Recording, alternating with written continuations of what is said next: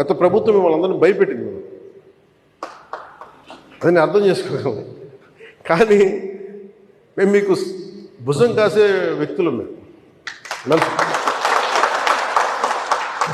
ఇది ఒక వ్యవస్థని తిరిగి బలోపేతం చేయాలంటే చాలా చాలా కష్టసాధ్యమైంది. నాకు నిజంగా చెప్పాలంటే ఒకసారి నాకు ఇది నేను చాలా ఆనందంగా ఎంచుకున్న శాఖ. నేను ప్రభుత్వ ఉద్యోగ కొడుకుని, ఆ జీతాల మీద మేము పెరిగిన వాడిని. మా నాన్న జీతాలు రాకపోతే మమ్మల్ని స్కూల్ బయటికి పంపించి మళ్ళీ జీతాలు వచ్చిన తర్వాత మళ్ళీ స్కూల్లోకి అలౌ చేసినాయి, అవి కూడా ఉన్నాయి నా సంఘటన. అలాంటి సంఘటనలు ఉన్నాయి. అందుకని కష్టాన్ని అర్థం చేసుకోగలను. అంటే 1వ తారీఖు జీతం రాకపోతే ఏమవుద్దు నాకు అనుభవం ఉంది నాకు.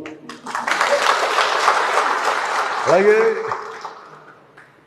ఆఖరి వారంలో డబ్బులు అయిపోతే కూడా ఆ పరిస్థితి కూడా నాకు తెలుసు. మా పొరపాటున మేము ఏదో ఇవి జరిగిపోయినాయి, కానీ మేము ఇలా ఈ సినిమా రంగంలో ఇవన్నీ ఉండటం వల్ల బేసిక్గా చాలా సాధారణ స్థాయి నుంచి వచ్చాం. కాబట్టి అన్నిటికంటే కూడా సాధారణ స్థాయి మాకు భగవంతుడి వచ్చిన మమ్మల్ని తీసుకొచ్చిన సాధారణ స్థాయి కష్టాలని మేము మర్చిపోం.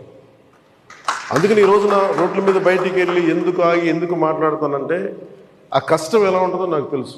ఇందాక మీరు ఇచ్చిన రిప్రజెంటేషన్ కూడా ఆ కష్టం ఎలా ఉంటుందో నాకు తెలుసు. సో ఇలాంటి స్పందనకి వెంటనే ఉంటుంది. కదా నేను కోరుకునేది అంటే మిమ్మల్ని గత ప్రభుత్వం మిమ్మల్ని భయపెట్టింది. అంతకుముందు ఉన్న ప్రభుత్వంకి మీరు ఏదైనా ఒక నిరసన చెప్పడానికి చాలా బలంగా చెప్పగలిగేవారు.